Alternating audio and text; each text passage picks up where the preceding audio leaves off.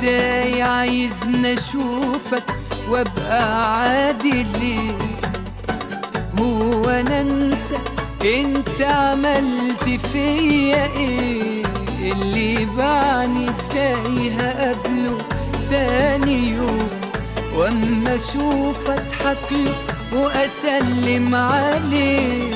قولي ازاي عايزني اشوفك وابقى عادي ليه؟